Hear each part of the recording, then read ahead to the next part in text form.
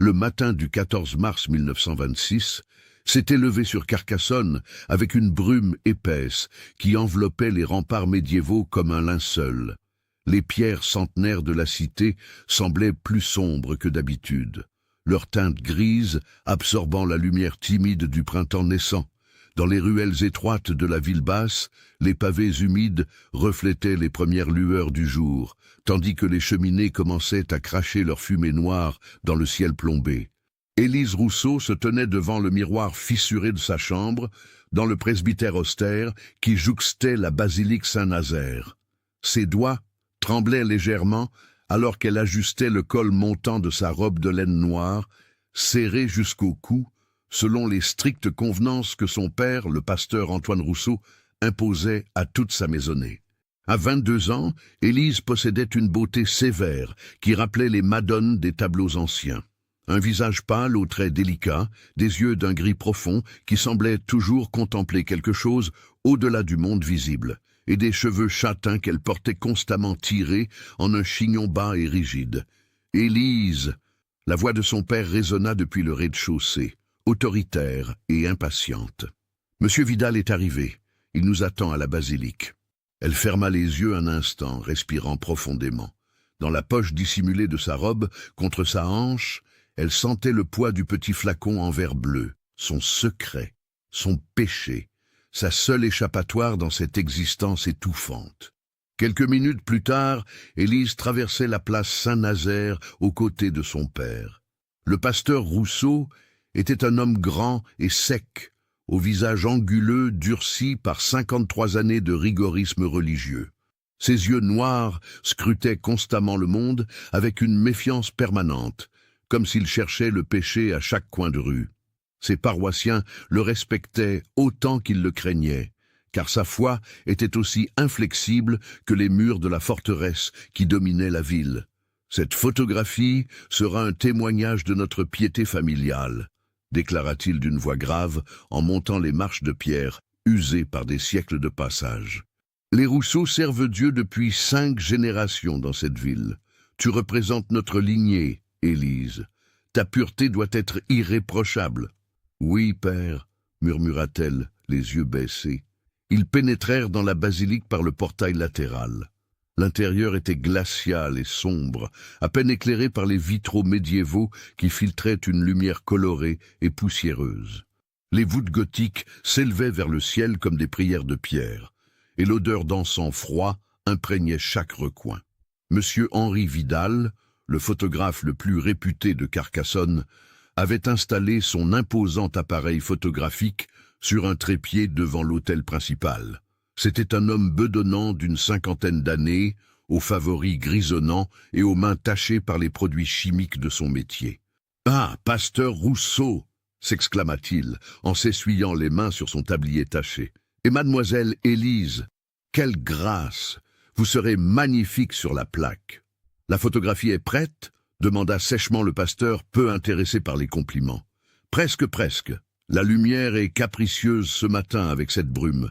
Mais nous y arriverons. » Vidal fit signe à Élise d'approcher. « Mademoiselle, si vous voulez bien vous placer devant l'autel, les mains jointes en prière. Voilà, un peu plus vers la gauche. Parfait. » Élise se plaça à l'endroit indiqué, ses bottines lacées résonnant sur les dalles anciennes. Elle sentait le poids du flacon contre sa hanche, comme un battement de cœur étranger. Autour de son cou, pendait le lourd crucifix en argent que sa mère lui avait légué avant de mourir de tuberculose, 7 ans plus tôt. Un héritage qui lui semblait être une chaîne plutôt qu'une bénédiction. « Les mains jointes devant la poitrine », ordonna Vidal en disparaissant sous le voile noir de son appareil. « Le regard légèrement vers le haut, comme si vous contempliez la grâce divine. Oui, c'est cela. » Son père se tenait en retrait, les bras croisés, observant la scène avec une satisfaction rigide. Cette image servira à illustrer notre prochain bulletin paroissial. La jeunesse pieuse de Carcassonne doit avoir des exemples à suivre. Immobile maintenant, annonça Vidal. L'exposition prendra plusieurs secondes, ne bougez surtout pas. Le flash de magnésium éclata dans l'obscurité de la basilique, illuminant l'espace d'une lumière blanche et aveuglante. Élise resta figée, les yeux fixés sur le Christ en croix qui dominait l'autel. Dans son esprit, elle voyait autre chose. Les ruelles sombres du quartier de la Barbacane, la porte dérobée de l'apothicaire clandestin, les mains tremblantes qui lui avaient tendu le flacon en murmurant des avertissements incompréhensibles. « Parfait !» s'écria Vidal en émergeant de sous son voile. « Une magnifique prise. Je développerai la plaque cet après-midi. Vous aurez votre photographie d'ici 2 jours, Pasteur. » « Excellent travail, Vidal. » Le pasteur sortit quelques billets froissés de sa poche. « Vous enverrez la facture au presbytère. » Tandis que les 2 hommes discutaient des détails techniques, Élise sentit une présence derrière elle. Elle se retourna discrètement et aperçut une silhouette dans l'ombre d'un confessionnal. C'était Marguerite Lefort, la sacristaine de la basilique, une femme maigre et anguleuse d'une 40aine d'années, aux yeux perçants et à la langue acérée. Les rumeurs disaient qu'elle connaissait tous les secrets de la paroisse, qu'elle écoutait aux portes et rapportait tout au pasteur. Leurs regards se croisèrent un instant. Marguerite sourit, un sourire froid et calculateur qui ne montait pas jusqu'à ses yeux. Puis elle disparut dans l'obscurité de la nef latérale, aussi silencieuse qu'une ombre. Un frisson parcourut l'échine d'Élise. Avait-elle vu quelque chose? Avait-elle deviné? Le reste de la journée s'écoula avec la lenteur habituelle. Élise aida Madame Beaufort, la gouvernante du presbytère, à préparer le déjeuner frugal. Du pain noir, du fromage de chèvre et une soupe aux légumes. Son père mangeait en silence, lisant les Écritures entre chaque bouchée, comme si même le repas devait être un acte de dévotion. L'après-midi, elle se rendit à l'hospice Saint-Vincent, où elle accomplissait ses œuvres de charité 3 fois par semaine. C'était un bâtiment lugubre près des remparts, où s'entassaient les malades, les vieillards abandonnés et les fous que la société préférait oublier.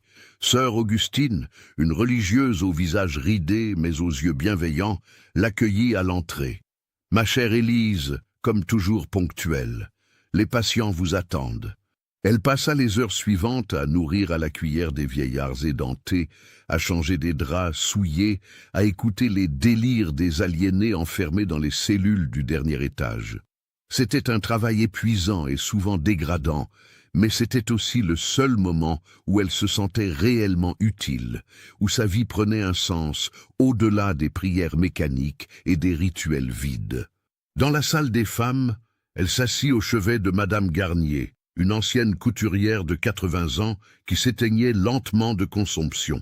La vieille femme lui saisit la main avec une force surprenante. « Vous avez des yeux tristes, petite », murmura-t-elle d'une voix rauque, « des yeux qui ont vu trop de noirceur pour votre âge. Méfiez-vous des ombres, ma fille, elles se nourrissent des âmes perdues. »« Reposez-vous, Madame Garnier », dit doucement Élise en humectant les lèvres gercées de la mourante avec un linge humide. « Vous avez de la fièvre ?»« Non, non. » La vieille femme secoua la tête avec agitation. « J'ai vécu assez longtemps pour reconnaître les signes. Cette ville cache des secrets plus anciens que ses murailles, des choses qui ne devraient jamais être réveillées. » Élise sentit son sang se glacer. « De quoi parlez-vous ?» Mais Madame Garnier avait déjà replongé dans son délire fiévreux, marmonnant des mots incompréhensibles en latin et en langue d'oc. Le soir tombait lorsqu'Élise quitta l'hospice. Les rues de Carcassonne prenaient une teinte cuivrée sous les derniers rayons du soleil couchant. Elle marchait lentement, retardant le moment où elle devrait rentrer au presbytère pour les prières du soir et le sermon interminable de son père. Ses pas la menèrent instinctivement vers le quartier de la Trivalle, la partie la plus pauvre et la plus mal famée de la ville basse. Ici, les maisons se serraient les unes contre les autres comme des dents pourries. Les ruelles étaient jonchées de détritus et l'odeur de misère imprégnait l'air. C'était dans ce dédale de ruelles sombres qu'elle avait découvert l'apothicaire clandestin 3 mois plus tôt. Elle s'arrêta devant une porte anonyme, marquée seulement par un symbole gravé dans le bois, un serpent enroulé autour d'une coupe. Son cœur battait fort dans sa poitrine. Elle savait qu'elle ne devrait pas être là, que chaque visite était un risque supplémentaire, mais elle ne pouvait pas s'en empêcher. Elle avait besoin de savoir. Elle frappa 3 coups courts, puis 2 longs. Un code. La porte s'entr'ouvrit, révélant le visage émacié de Lucien Mercier, l'apothicaire. C'était un homme dans la quarantaine, au regard tourmenté et aux mains tachées de substances mystérieuses.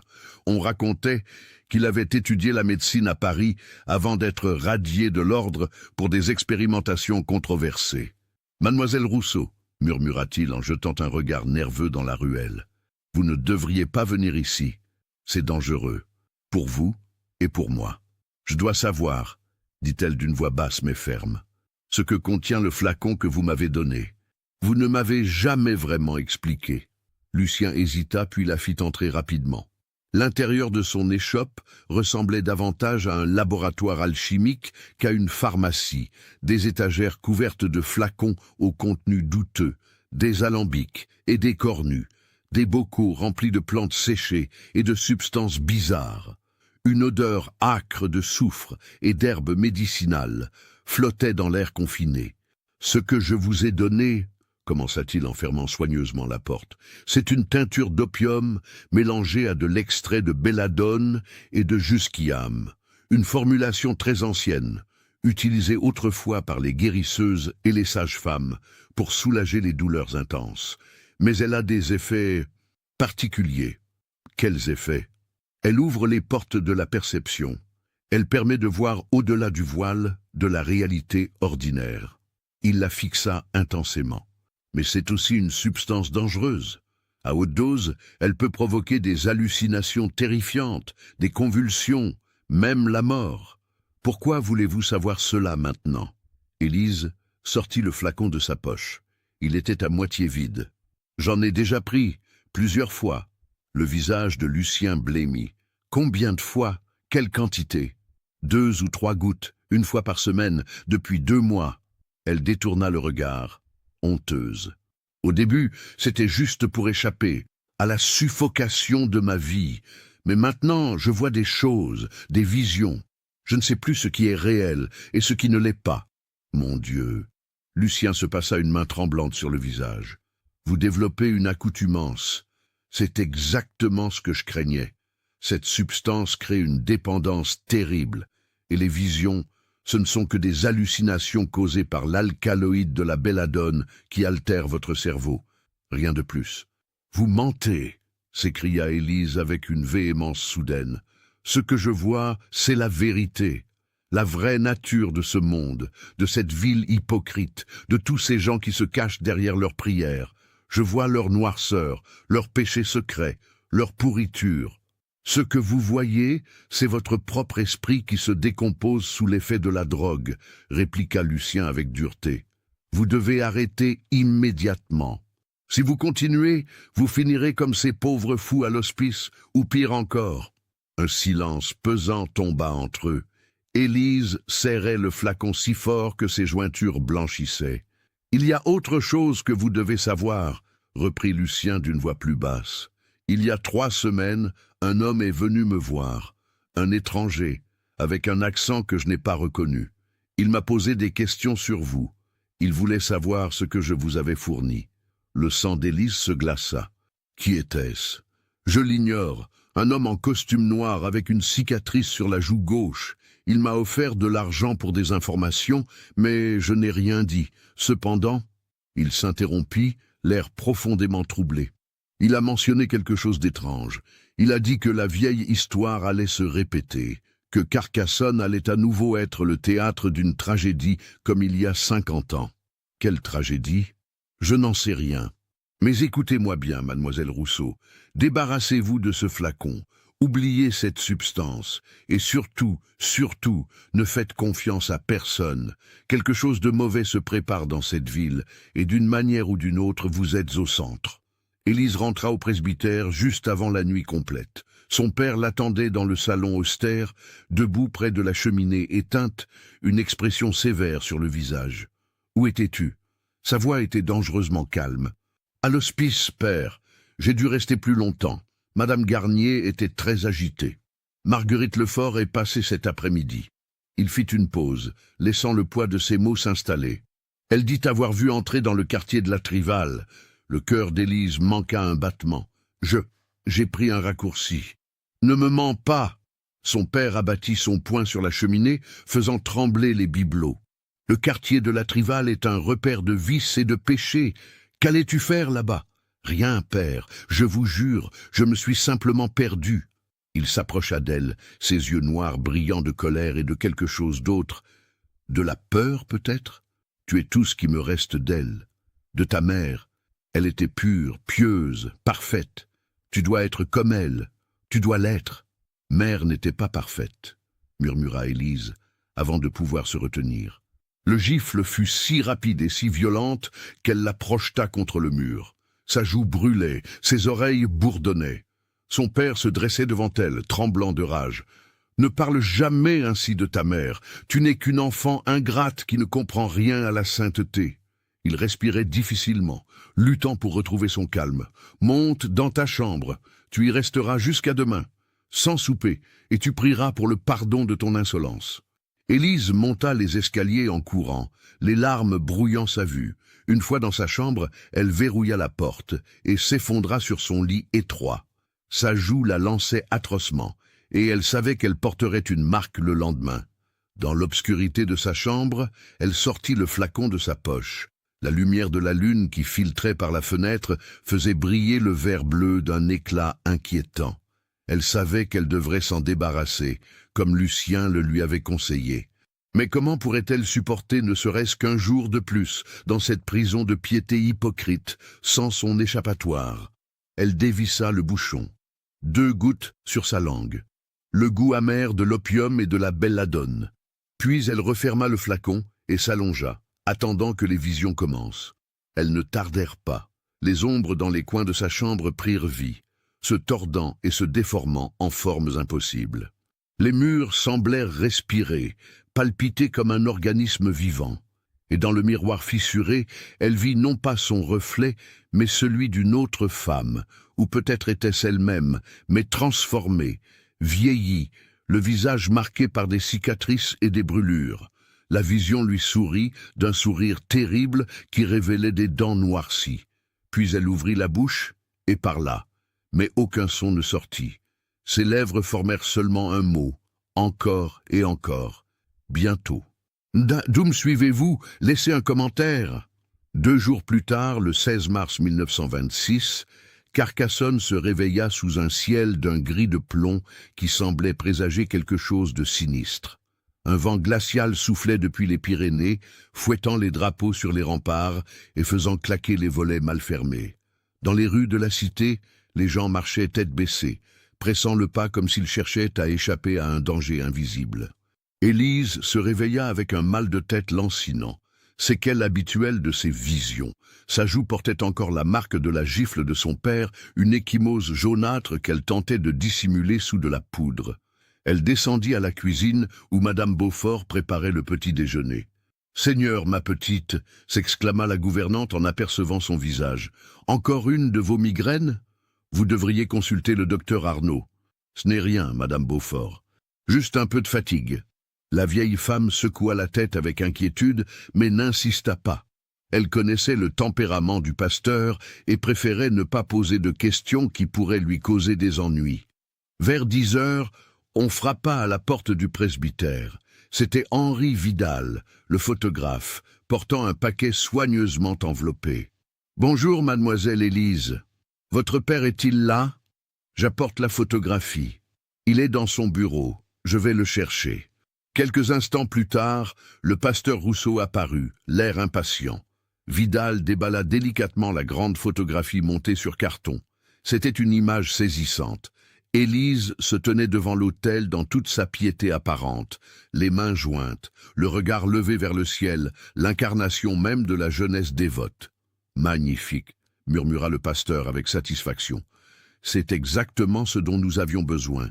Excellent travail, Vidal. » « Merci, pasteur. » Le photographe s'éclaircit la gorge. « Il y a cependant quelque chose d'étrange que j'ai remarqué lors du développement.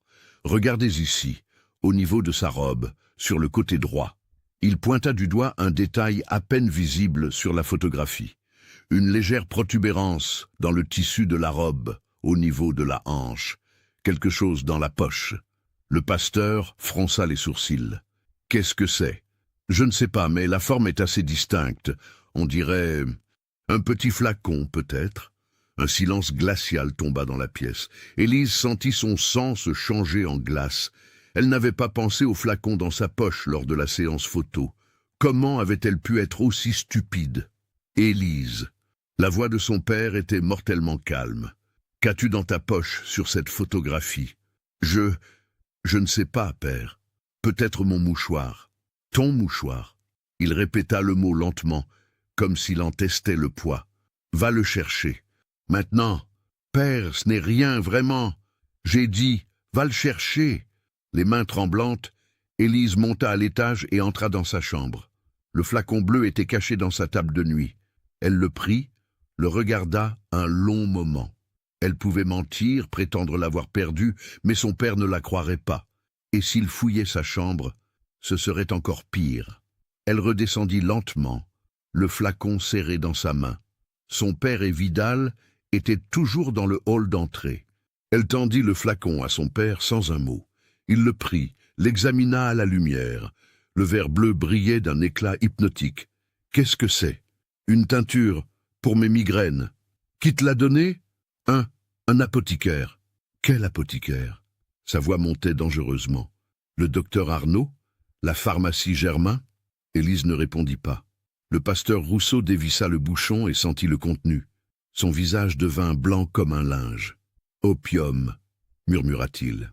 Et autre chose, quelque chose de plus sinistre.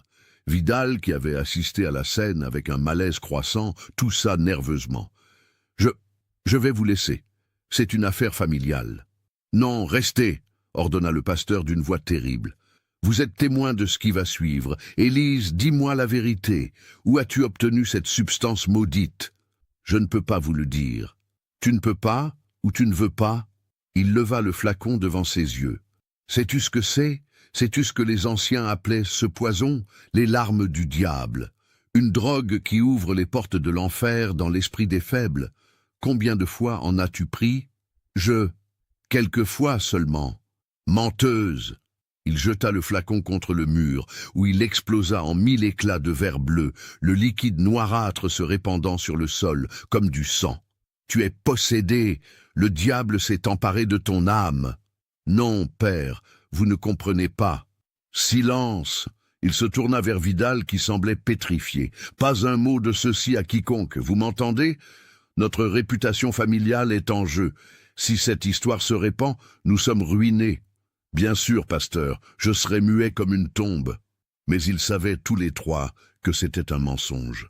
Dans une ville comme Carcassonne, les secrets ne restaient jamais enterrés longtemps. Dans l'heure qui suivit, le pasteur Rousseau convoqua le père Gérard Fontaine, le prêtre catholique de la basilique Saint-Nazaire. C'était un homme corpulent dans la soixantaine, au visage rubicond et aux manières joviales, qui cachait mal une intelligence aiguisée. Les relations entre les deux hommes de foi étaient complexes. Bien que de confessions différentes, ils étaient unis par un respect mutuel et une préoccupation commune pour la moralité de leur communauté. Ils s'installèrent dans le bureau du pasteur, une pièce sombre aux murs couverts de livres religieux poussiéreux. Élise fut convoquée et forcée de raconter toute l'histoire. Comment elle avait découvert l'échoppe de Lucien Mercier, comment elle s'était procuré la drogue, combien de fois elle en avait pris. Le père Fontaine l'écouta avec une gravité croissante, ses doigts tambourinant sur la coudoir de son fauteuil. « C'est très sérieux, ma fille, très sérieux. Non seulement tu as mis ton âme en danger, mais tu as aussi enfreint les lois de Dieu et des hommes. »« Je sais, » murmura Élise les yeux baissés, « mais je ne voulais pas faire de mal. Je voulais juste échapper. »« Échapper à quoi ?» demanda le père Fontaine d'une voix plus douce. « À ta vie, à tes devoirs, à tout, » dit-elle dans un souffle. « À cette prison, à ces murs qui m'étouffent, à ces prières qui ne signifient rien, à cette piété hypocrite qui cache tant de noirceur. » Son père se leva brusquement, faisant tomber sa chaise. « Comment oses-tu » ?»« Antoine » intervint le père Fontaine d'un ton apaisant. « Laissez-moi lui parler seul à seul, s'il vous plaît. » Le pasteur hésita, puis quitta la pièce en claquant la porte. Le prêtre se pencha en avant, fixant Élise avec intensité. Écoute-moi bien, ma fille. Je comprends ta souffrance. Vraiment. Ton père est un homme dur, inflexible. Mais ce que tu as fait est extrêmement dangereux, pas seulement spirituellement, mais aussi physiquement. Cette drogue, je l'ai déjà vue détruire des vies. Vous ne comprenez pas. Elle m'a permis de voir... Quoi? De voir quoi? La vérité. Sur cette ville, sur les gens. Elle leva les yeux vers lui, et il fut frappé par l'intensité sauvage de son regard. J'ai vu des choses que je n'aurais jamais dû voir, des secrets enfouis, des péchés cachés. Le père Fontaine fronça les sourcils. Quels secrets? Je ne peux pas en parler, pas maintenant, mais ils sont réels, aussi réels que vous et moi. Un long silence suivit. Finalement, le prêtre soupira profondément. Il y a une histoire dans cette ville, une vieille histoire que peu de gens connaissent. Il y a 50 ans, en 1876, une jeune femme nommée Catherine Valmont a été accusée de sorcellerie et de commerce avec le diable. Elle aussi utilisait une drogue similaire, qu'elle disait lui permettre de voir l'avenir et de communiquer avec les morts. Elle a été jugée, condamnée et... Et quoi? Elle a été brûlée vive sur la place de la Cité devant une foule en délire. Il la fixa gravement. L'Inquisition est peut-être morte officiellement, mais la peur et la superstition sont toujours vivantes dans le cœur des hommes. Si cette histoire se répand, je ne peux pas garantir ta sécurité. Vous essayez de me faire peur. Non, j'essaie de te sauver la vie. Il se leva, posant une main sur son épaule. Promets-moi que tu ne toucheras plus jamais à cette substance. Promets-le-moi, devant Dieu. Élise hésita, puis hocha lentement la tête. Je vous le promets. Mais même alors qu'elle prononçait ces mots, elle savait qu'elle mentait. Le flacon était détruit, mais elle pourrait en obtenir un autre. Elle en avait besoin. Sans lui, elle ne pourrait pas supporter sa vie un jour de plus. Le soir même, alors que le crépuscule enveloppait Carcassonne de ses ombres violettes, une réunion extraordinaire eut lieu dans la sacristie de la basilique Saint-Nazaire. Étaient présents le pasteur Rousseau, le père Fontaine, le docteur Paul Arnaud, médecin réputé de la ville, et le commissaire de police Étienne Villeneuve, un homme moustachu et corpulent qui prenait son travail très au sérieux. « Messieurs, » commença le père Fontaine, nous sommes réunis ce soir pour discuter d'une affaire délicate. La fille du pasteur Rousseau a été découverte en possession d'une substance illégale, une drogue opiacée qu'elle s'est procurée auprès d'un apothicaire clandestin. Le commissaire Villeneuve se redressa immédiatement. Le nom de cet apothicaire? Lucien Mercier, répondit à contre-cœur le pasteur Rousseau. Il opère dans le quartier de la Trivalle. Mercier. Le commissaire nota le nom dans son carnet. Je le connais, un personnage douteux, radié de l'ordre des médecins il y a des années pour des pratiques contraires à l'éthique. Je vais ouvrir une enquête immédiatement. Non! Le pasteur se leva brusquement. Aucune enquête officielle. Cela mettrait ma fille en danger et ruinerait notre réputation. Je demande... Non. Je supplie que cette affaire soit traitée avec la plus grande discrétion. « Je comprends vos préoccupations, pasteur, » dit le docteur Arnaud d'un ton calme et posé. « Mais nous ne pouvons pas ignorer le fait qu'une drogue dangereuse circule dans notre ville. Si votre fille a pu s'en procurer, d'autres peuvent en faire autant. Nous devons agir. »« Le docteur a raison, » ajouta le père Fontaine. « Cependant, je suggère une approche plus diplomatique. Commissaire, pourriez-vous interroger discrètement ce Mercier ? Sans arrestation officielle, du moins pour le moment. » Villeneuve réfléchit un instant, caressant sa moustache. « C'est irrégulier, mais je comprends les enjeux. Très bien. Je lui rendrai visite demain matin officiellement pour une inspection de routine. Nous verrons ce qu'il a à dire. »« Et ma fille ?» demanda le pasteur Rousseau d'une voix tendue. « Que dois-je faire d'elle ?» Le docteur Arnaud se leva et posa une main rassurante sur son épaule. « Laissez-moi l'examiner demain. Je veux m'assurer qu'elle n'a pas développé de dépendance sérieuse. Cette drogue peut avoir des effets dévastateurs sur le système nerveux. Merci, docteur. » Alors que la réunion touchait à sa fin, le père Fontaine fit remarquer quelque chose d'étrange. « Il y a une chose qui me trouble. Cette affaire me rappelle étrangement celle de Catherine Valmont en 1876. Les similitudes sont inquiétantes. » De vieilles superstitions, marmonna le commissaire. Nous sommes en 1926, père.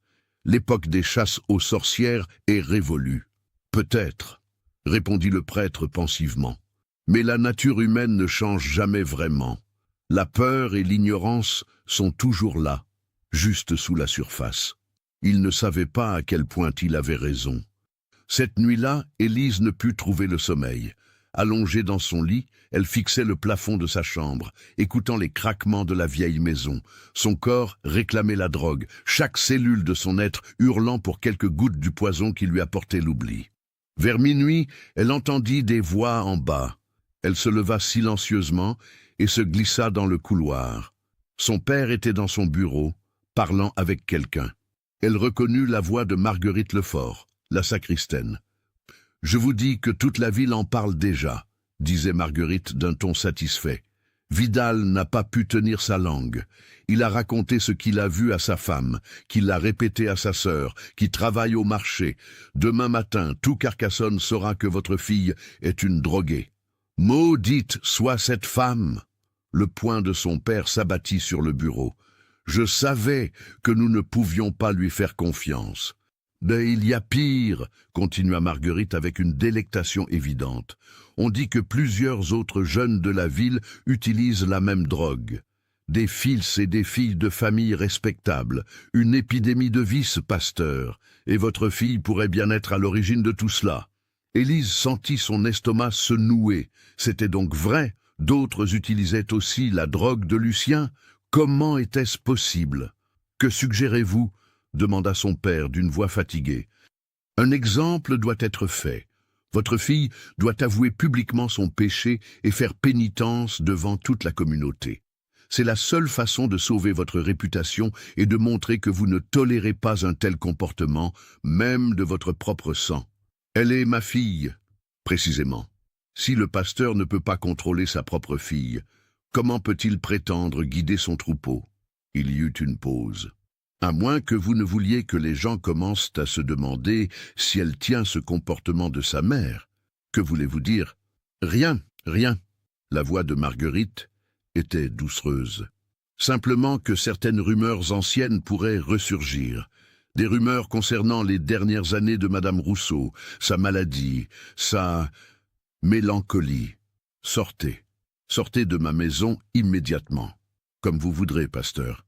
Mais réfléchissez à ce que je vous ai dit. Le temps presse. Élise entendit la porte d'entrée claquer. Elle retourna rapidement dans sa chambre et se glissa sous les couvertures, le cœur battant. Que voulait dire Marguerite au sujet de sa mère? Quelle mélancolie! Quelle rumeur! Elle avait 7 ans lorsque sa mère était morte. On lui avait dit que c'était la tuberculose, que sa mère s'était éteinte paisiblement dans son sommeil. Mais maintenant, elle se demandait si on ne lui avait pas menti, si sa mère n'avait pas peut-être... Non, c'était impossible. Sa mère était une sainte. Son père le répétait sans cesse. Mais alors, pourquoi Marguerite avait-elle mentionné une mélancolie? Pourquoi son père avait-il réagi avec une telle violence? Les questions tournoyaient dans son esprit comme des corbeaux affamés, ne lui laissant aucun répit. Elle se leva à nouveau et s'approcha de la fenêtre. En bas, dans la rue déserte, elle aperçut une silhouette dans l'ombre. Un homme en costume noir, immobile, qui semblait observer le presbytère. Était-ce l'homme dont Lucien avait parlé? Celui avec la cicatrice sur la joue? La silhouette bougea, et un instant, la lumière de la lune éclaira son visage. Élise réprima un cri. Ce n'était pas un étranger. C'était le docteur Arnaud. Que faisait-il là, à observer leur maison au milieu de la nuit? Avant qu'elle puisse réfléchir davantage, l'homme disparut dans l'obscurité, aussi silencieusement qu'une ombre.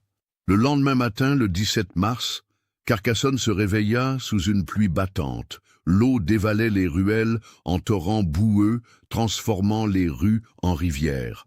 Le commissaire Villeneuve se rendit au quartier de la Trivale, accompagné de 2 agents, bien décidés à interroger Lucien Mercier. Mais lorsqu'ils arrivèrent à l'échoppe de l'apothicaire, ils trouvèrent la porte ouverte, battant dans le vent. À l'intérieur, c'était le chaos. Les étagères renversées, les flacons brisés, des substances chimiques répandues sur le sol. Et au milieu de ce désastre, le corps de Lucien Mercier. Il gisait sur le dos, les yeux grands ouverts dans une expression d'horreur absolue. Sa bouche était béante, comme figée dans un cri silencieux, et sur son front, gravé dans la chair avec une précision chirurgicale, se trouvait un symbole étrange, un serpent se mordant la queue, formant un cercle parfait. Un Ouroboros. Mon Dieu, murmura l'un des agents, se signant rapidement. Le commissaire Villeneuve s'agenouilla près du corps, examinant les blessures. Il a été drogué, dit-il en reniflant les lèvres du mort. Empoisonné avec sa propre marchandise, probablement. Mais ce symbole... Il toucha délicatement la chair tuméfiée autour de la marque. Il a été gravé post-mortem, ou très peu de temps avant la mort. Un message. Un message de qui? Demanda l'agent. C'est ce que nous allons découvrir. Villeneuve se releva, jetant un regard circulaire sur les lieux. Cherchez partout. Je veux savoir ce qui se passait ici. Et trouvez-moi une liste de ses clients si elle existe. Pendant que ces hommes fouillaient les shops, le commissaire remarqua quelque chose d'étrange.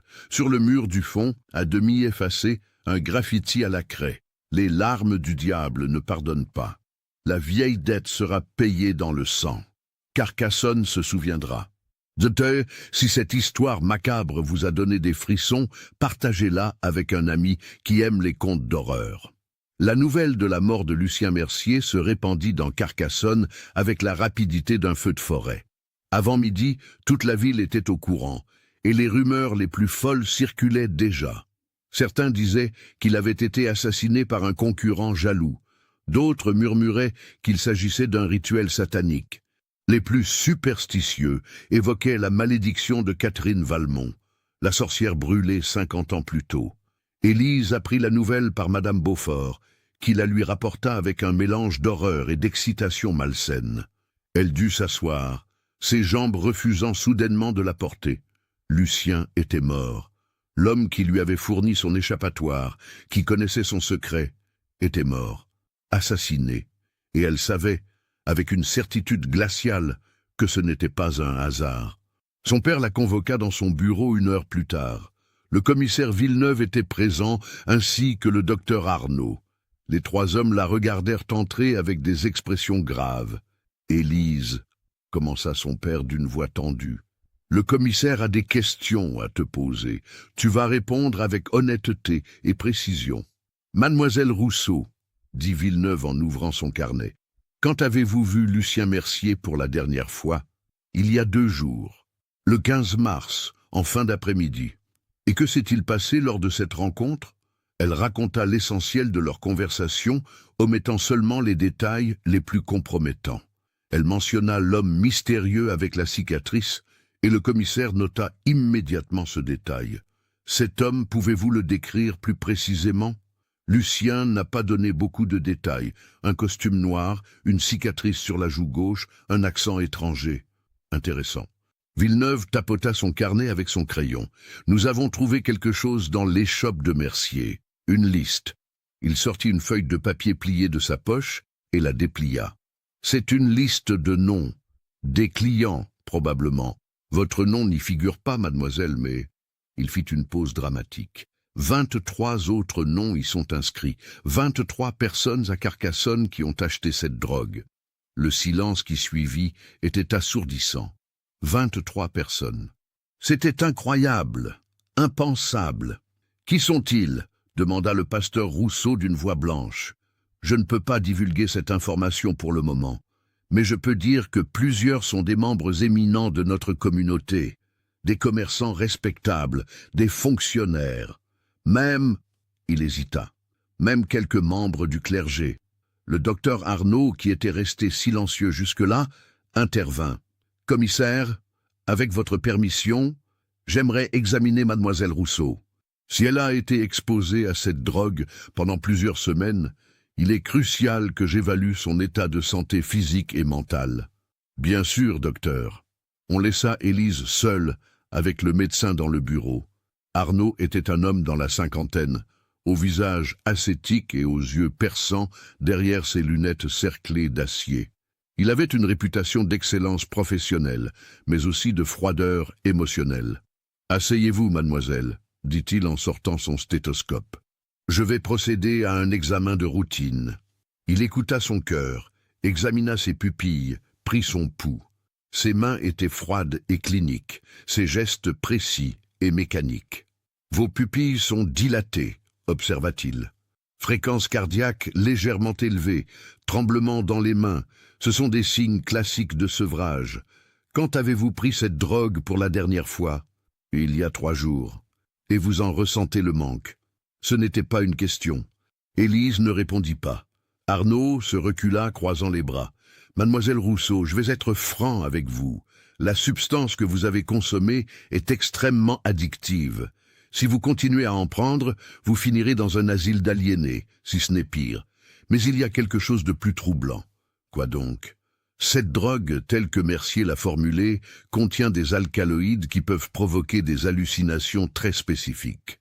Des visions qui semblent réelles, qui intègrent des éléments de votre environnement réel. Certains utilisateurs deviennent incapables de distinguer le réel de l'imaginaire. Il la fixa intensément. Avez-vous eu de telles visions? Élise hésita. Oui, décrivez-les-moi. Je vois des choses, des ombres qui bougent, des visages dans les miroirs, des symboles gravés sur les murs, et parfois, elle s'interrompit. Et parfois quoi? Parfois, je vois la vérité derrière les masques que portent les gens, leurs secrets, leurs péchés. Arnaud resta silencieux un long moment. C'est exactement ce que je craignais. Vous développez ce que nous appelons en médecine une psychose induite par une substance. Votre esprit crée des connexions qui n'existent pas, voit des significations là où il n'y en a pas. C'est dangereux, mademoiselle, très dangereux. Vous ne me croyez pas. Ce n'est pas une question de croire ou non, c'est une question de science médicale. Il se pencha en avant. Mais laissez-moi vous dire quelque chose d'autre. La nuit dernière, j'ai découvert quelque chose de troublant dans mes archives médicales. Il y a 7 ans, j'ai soigné votre mère pendant ces derniers mois. Le cœur d'Élise se serra. Ma mère est morte de tuberculose. C'est ce que tout le monde croit. Mais la vérité est plus complexe. Il marqua une pause, pesant ses mots. Votre mère souffrait effectivement de tuberculose, mais elle souffrait aussi d'une profonde mélancolie, une dépression nerveuse, dirions-nous aujourd'hui. Et dans ces derniers jours, elle a commencé à avoir des visions, des hallucinations.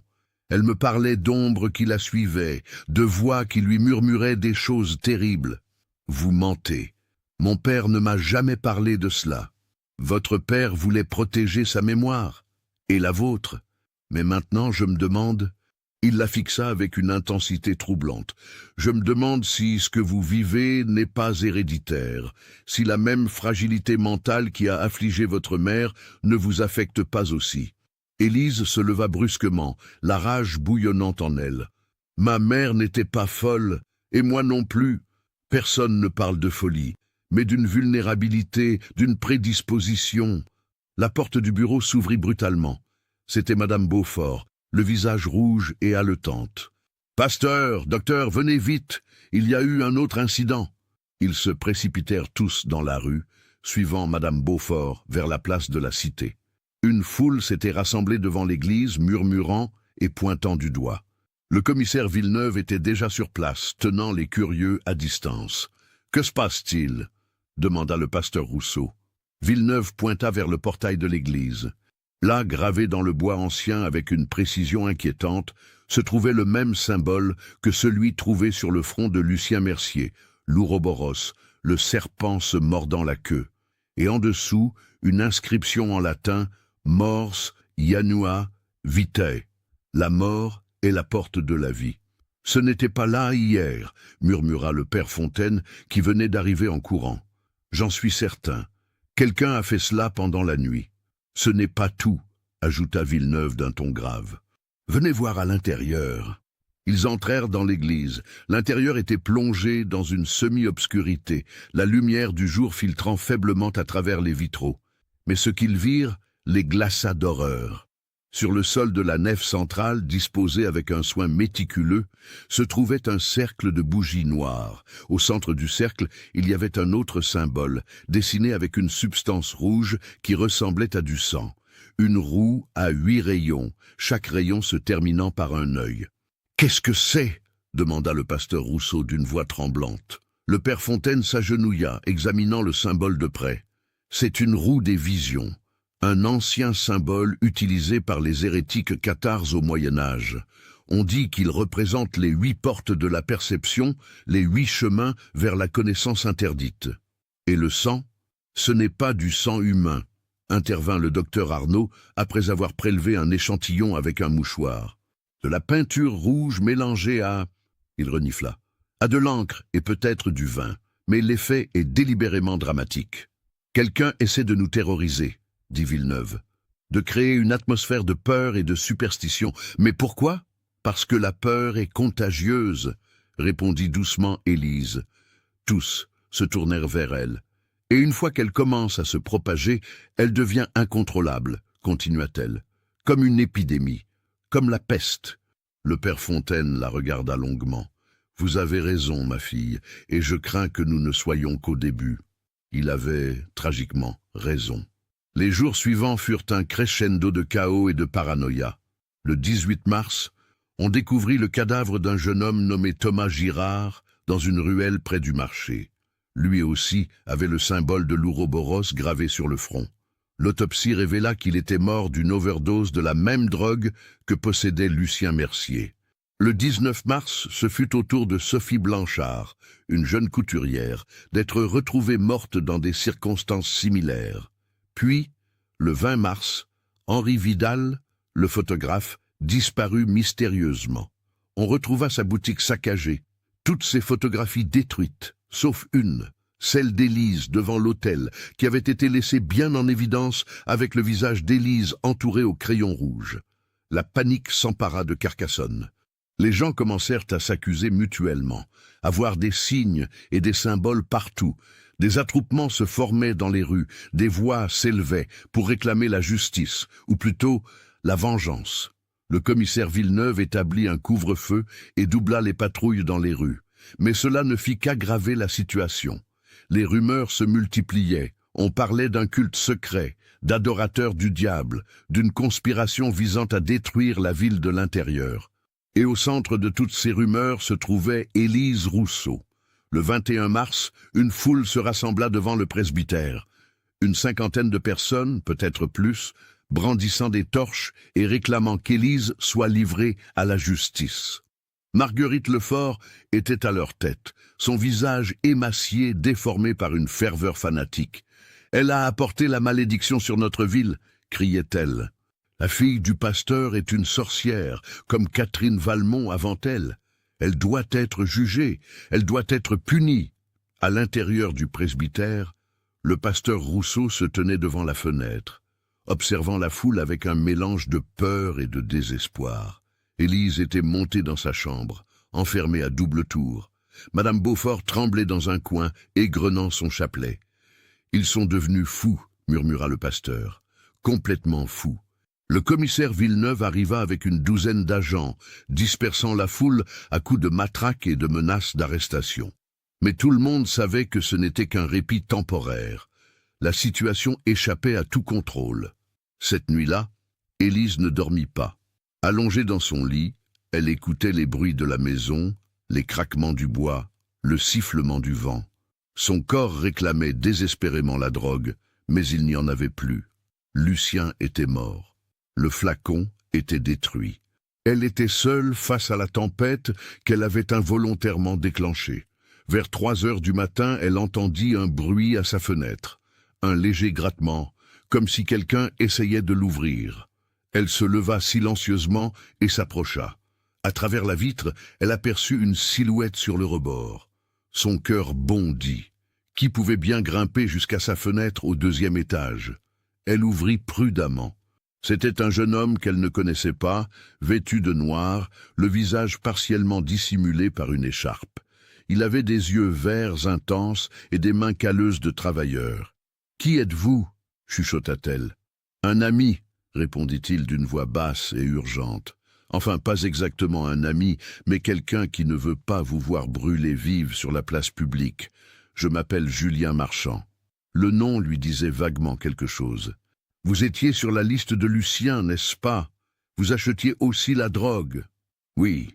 Et maintenant, on nous traque comme des animaux. 4 personnes sont mortes, mademoiselle Rousseau. 4 personnes dont le nom figurait sur cette liste. Ce n'est pas un hasard. Quelqu'un nous tue systématiquement. Mais pourquoi? C'est ce que je compte découvrir. Il lui tendit un morceau de papier plié. J'ai fait mes propres recherches. Il y a quelque chose que personne ne sait, quelque chose qui remonte à 50 ans, l'histoire de Catherine Valmont, la sorcière brûlée en 1876. J'en ai entendu parler. Ce qu'on ne vous a pas dit, c'est que Catherine Valmont n'était pas une sorcière. C'était une sage-femme et une herboriste. Elle préparait des remèdes pour les gens du peuple, dont une teinture d'opium pour soulager les douleurs. Exactement la même que celle de Lucien Mercier. Élise sentit un frisson la parcourir. Continuez. Catherine a été accusée de sorcellerie par les notables de la ville qui voyaient en elle une menace à l'ordre établi. Elle a été jugée dans un procès grotesque et condamnée au bûcher. Mais avant de mourir, elle a juré que la vérité ressortirait un jour, que ceux qui l'avaient condamnée paieraient pour leurs crimes. Vous croyez à une malédiction? Non. Le regard de Julien était dur et déterminé. Je crois à une vengeance humaine. Catherine avait une petite fille de 5 ans qui a été adoptée par une famille de la ville, après la mort de sa mère. Cette fille a grandi ici, s'est mariée, a eu des enfants. Ses descendants vivent toujours à Carcassonne. Et vous pensez que... Je pense que quelqu'un de sa lignée cherche à venger l'injustice commise contre Catherine, en utilisant la même drogue, les mêmes symboles, la même peur qui a détruit sa ancêtre. Une vengeance 50 ans plus tard. Élise serra le papier dans sa main. Mais qui pourrait être ce descendant? C'est ce que vous devez découvrir, car vous êtes la seule en qui ils n'ont pas confiance. Vous êtes la fille du pasteur, le symbole de l'autorité religieuse qu'ils détestent, mais vous êtes aussi une victime, comme eux. Il se prépara à redescendre. Lisez ce que j'ai écrit, creusez dans les archives de la ville, et surtout, méfiez-vous de ceux qui se prétendent vos alliés, car le diable se cache souvent sous les habits du prêtre. Avant qu'elle puisse répondre, il avait disparu dans la nuit, aussi silencieusement qu'il était venu. Élise déplia le papier à la lumière de la lune. C'était une liste de noms, avec des dates et des notes griffonnées. Elle lut attentivement, et soudain, tout devint clair. La terrible, l'inimaginable vérité. Son sang se glaça dans ses veines. Non, c'était impossible. Cela ne pouvait pas être vrai. Mais toutes les pièces du puzzle s'emboîtaient parfaitement.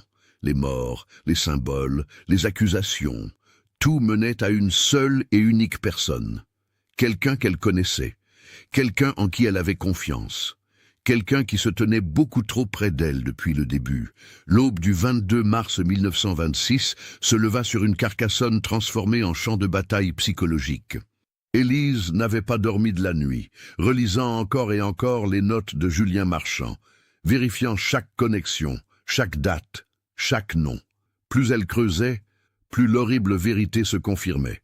Catherine Valmont, brûlée vive le 17 août 1876, avait laissé une fille nommée Marie. Marie Valmont avait été adoptée par la famille Lefort. Oui, c'est même Lefort dont Marguerite était l'héritière. Marie avait épousé un certain Jean Beaumont et avait eu 3 enfants. L'un d'eux était... Non, pas lui. Cela ne pouvait pas être lui, mais les dates correspondaient, les lieux correspondaient, tout correspondait. Le docteur Paul Arnaud était le petit-fils de Catherine Valmont. Élise se leva, ses jambes tremblantes la portant à peine. Elle devait en avoir le cœur net. Elle devait confronter l'homme qui, depuis le début, se tenait au centre de cette toile d'araignée mortelle. Elle descendit au rez-de-chaussée où son père prenait son petit déjeuner dans un silence lugubre. Il leva les yeux vers elle, et elle vit dans son regard un mélange de fatigue et de quelque chose d'autre, de la culpabilité peut-être. « Père », dit-elle d'une voix qu'elle voulait ferme, mais qui tremblait légèrement. « Que savez-vous vraiment sur docteur Arnaud, sur sa famille ?» Le pasteur Rousseau reposa lentement sa tasse de café. « Pourquoi cette question? Répondez-moi, s'il vous plaît. Il soupira profondément. Le docteur Arnaud est arrivé à Carcassonne il y a 15 ans. Il est venu de Toulouse, où il avait exercé dans un grand hôpital. Sa réputation était excellente. Pourquoi? Et avant Toulouse? D'où venait-il originellement? Je ne sais pas. Il n'en parlait jamais. Le pasteur fronça les sourcils. Élise, qu'est-ce qui se passe? Qu'as-tu découvert? Il faut que je lui parle. Tout de suite. Tu ne vas nulle part. C'est beaucoup trop dangereux avec cette foule hystérique dans les rues. Mais Élise était déjà partie, saisissant son manteau et sortant par la porte arrière avant que son père puisse l'arrêter. Les rues de Carcassonne étaient étrangement silencieuses ce matin-là, comme si la ville elle-même retenait son souffle. Une brume épaisse s'était levée, enveloppant les bâtiments anciens d'un linceul grisâtre. Élise marchait rapidement, évitant les grandes artères pour emprunter les ruelles secondaires. Le cabinet du docteur Arnaud se trouvait rue des Études, dans une maison bourgeoise à 2 étages. Élise frappa à la porte. Pas de réponse. Elle frappa encore, plus fort. La porte s'entr'ouvrit lentement. Arnaud apparut, vêtu d'une robe de chambre sombre, les yeux cernés par le manque de sommeil. Il parut surpris de la voir. « Mademoiselle Rousseau, que faites-vous ici à une heure aussi matinale? Je sais qui vous êtes, dit-elle sans préambule. Je sais ce que vous faites. Quelque chose passa dans les yeux du médecin, une lueur de reconnaissance, peut-être même de soulagement. Entrez, nous devons parler. Elle le suivit dans son cabinet, une pièce au mur couverte de diplômes et d'ouvrages médicaux. Il ferma soigneusement la porte et lui fit signe de s'asseoir. « Vous avez compris, dit-il simplement, s'installant dans son fauteuil en cuir. Je me demandais combien de temps il faudrait. Vous êtes plus intelligente que je ne le pensais. Vous êtes le petit-fils de Catherine Valmont. Arrière-petit-fils, pour être précis. » Il sourit, mais c'était un sourire sans joie. Catherine était ma arrière-grand-mère, une femme extraordinaire selon les histoires familiales, une guérisseuse talentueuse, une sage-femme respectée, jusqu'à ce qu'ils la détruisent. Et vous voulez la venger. Venger? Il se leva, marchant vers la fenêtre. Non, mademoiselle Rousseau, je veux la justice. Il y a une différence. Vraiment? 4 personnes sont mortes. Il se retourna brusquement. 4? Non, seulement 2. Lucien Mercier et Thomas Girard. Les autres... Il s'interrompit, l'air troublé. Les autres n'étaient pas mon œuvre. Élise sentit son sang se glacer. Que voulez-vous dire? Je veux dire que quelqu'un d'autre joue à ce jeu. Quelqu'un qui a ses propres raisons, son propre agenda. Il s'assit à nouveau, se passant une main fatiguée sur le visage. Laissez-moi tout vous expliquer depuis le début. Et il commença à parler. Ma arrière-grand-mère Catherine Valmont a été condamnée au bûcher sur la base de fausses accusations portées par 5 hommes influents de Carcassonne. Ils l'ont accusée de sorcellerie, de pacte avec le diable, de meurtre par empoisonnement. Tout était faux. La vérité était beaucoup plus sordide. Catherine avait découvert un secret terrible concernant ces 5 hommes. De quel secret? Un réseau de corruption impliquant le détournement de fonds destinés aux pauvres et aux malades. Ces hommes, un pasteur, un médecin, un commissaire de police, un juge et un notable, volaient l'argent des œuvres de charité pour leur enrichissement personnel. Catherine l'a découvert par hasard en soignant une femme mourante qui avait été témoin de leur réunion secrète. Elle a menacé de tout révéler. Et ils l'ont fait taire. Exactement. En la faisant passer pour une sorcière, ils ont détourné l'attention de leurs propres crimes. Le peuple, aveuglé par la superstition et la peur, a gobé leurs mensonges. Catherine a été brûlée vive, tandis que ses accusateurs applaudissaient. Arnaud se leva à nouveau, ouvrant un tiroir de son bureau.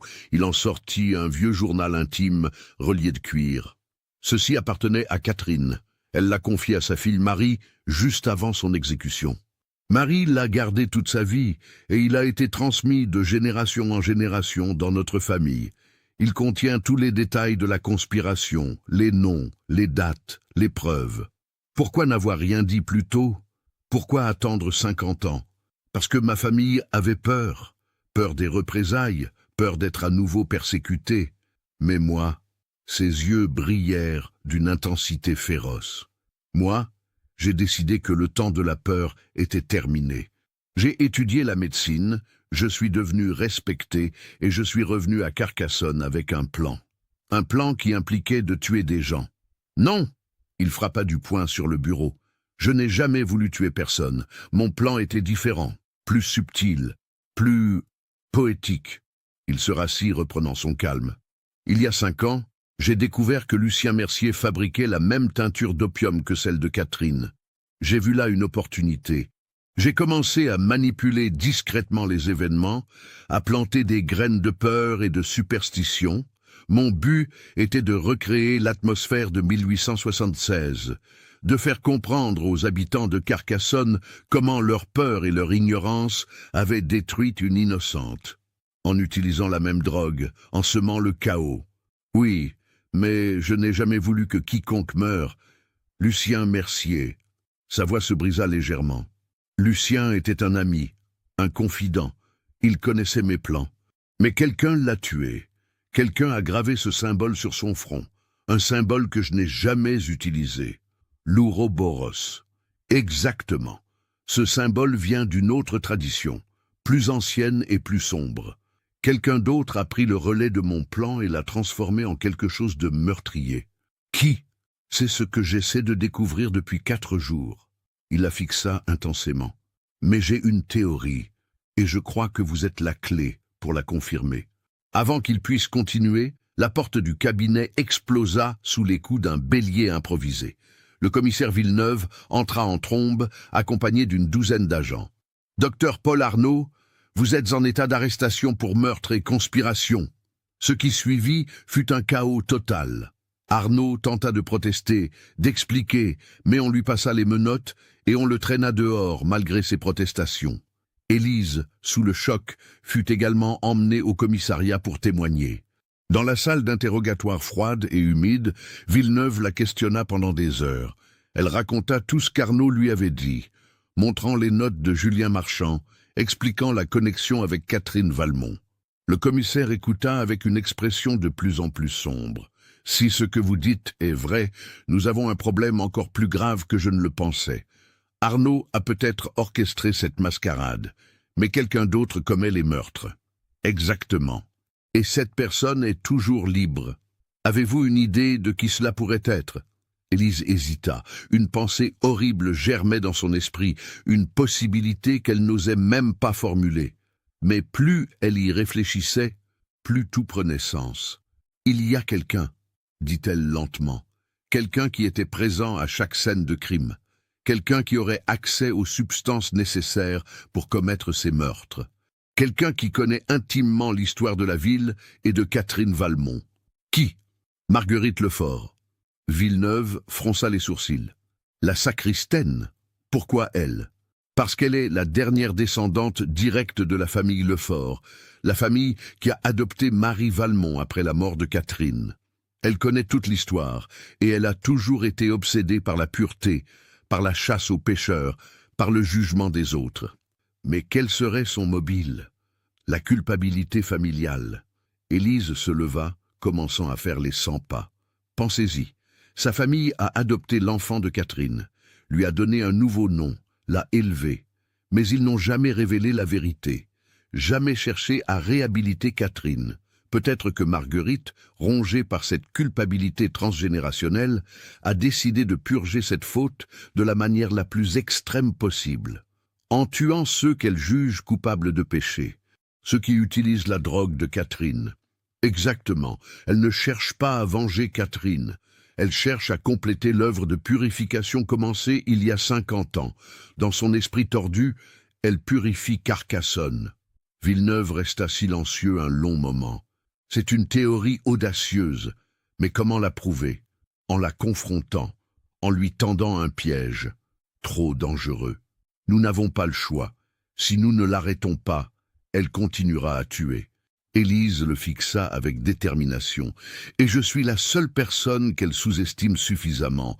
Elle me voit comme une pécheresse faible, une proie facile. Non, je ne peux pas autoriser cela. Commissaire. » La voix d'Élise était froide et ferme. Vous m'avez traîné dans cette affaire malgré moi, vous m'avez exposé publiquement, vous m'avez transformé en bouc émissaire pour cette ville hystérique. Maintenant, laissez-moi finir ce que j'ai commencé. » Après un long silence, Villeneuve hocha lentement la tête. « D'accord, mais nous serons là, cachés, prêts à intervenir au moindre signe de danger. Soutenez notre chaîne en cliquant sur le bouton merci en forme de cœur afin que nous puissions continuer à vous proposer des histoires aussi sombres et captivantes que celle-ci. » Le piège fut préparé pour la nuit suivante, le 23 mars. Élise envoya un message à Marguerite, prétendant avoir découvert quelque chose d'important sur les meurtres et vouloir la rencontrer dans la basilique Saint-Nazaire à minuit, l'endroit même où tout avait commencé avec la photographie fatidique. La nuit était sans lune, plongeant Carcassonne dans une obscurité presque totale. Élise entra dans la basilique par le portail latéral, une lanterne à la main. L'intérieur était glacial et silencieux, les ombres dansant sur les murs comme des spectres. Elle marcha jusqu'à l'autel, là où elle avait posé pour la photographie qui avait tout déclenché. Combien de temps s'était-il écoulé depuis ce jour? Une semaine? Cela semblait une éternité.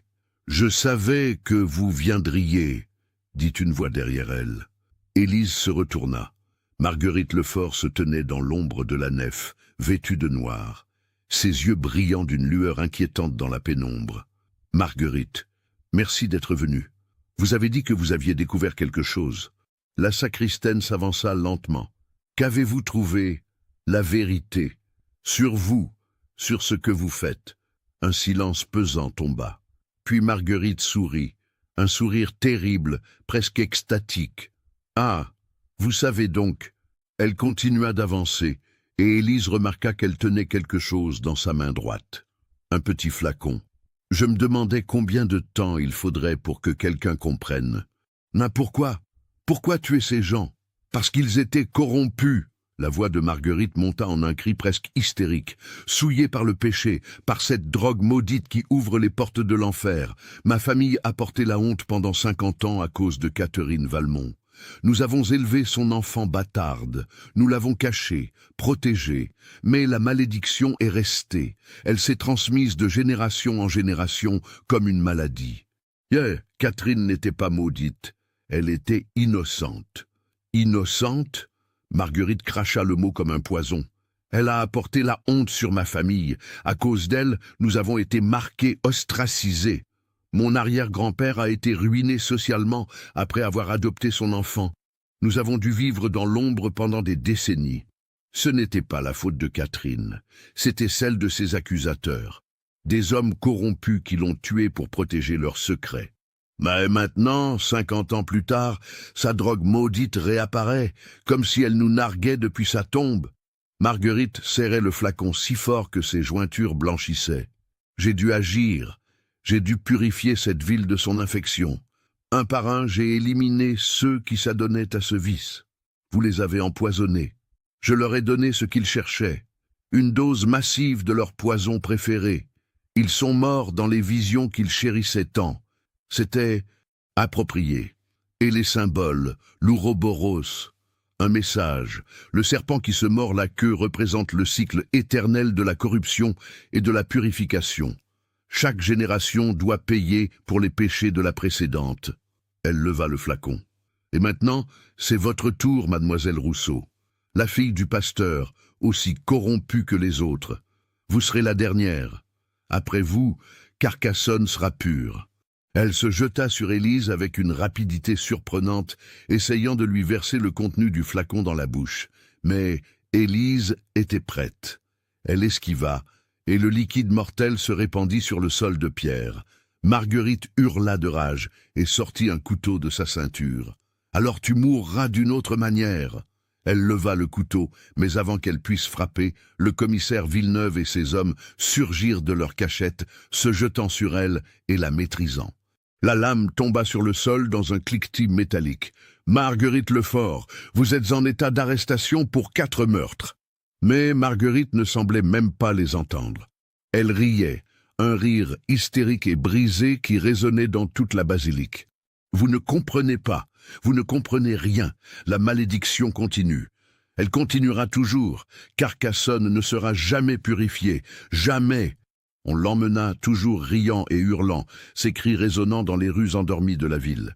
Les semaines qui suivirent l'arrestation de Marguerite Lefort furent une période étrange de transition pour Carcassonne. La ville émergea lentement de sa folie collective, comme un malade se réveillant d'un cauchemar fiévreux. Les gens commencèrent à réaliser l'horreur de ce qu'ils avaient failli faire, comment ils avaient été prêts à lyncher une innocente sur la base de rumeurs et de superstitions. Le procès de Marguerite Lefort eut lieu en mai 1926, dans le tribunal de la ville. L'affaire attira l'attention de toute la région, et même des journalistes parisiens firent le déplacement pour couvrir ce qu'ils appelaient l'affaire de la sorcière de Carcassonne. Un titre qui, ironiquement, perpétuait les mêmes préjugés qui avaient causé toute cette tragédie. Le docteur Arnaud fut relâché de prison après que l'enquête confirma qu'il n'avait tué personne.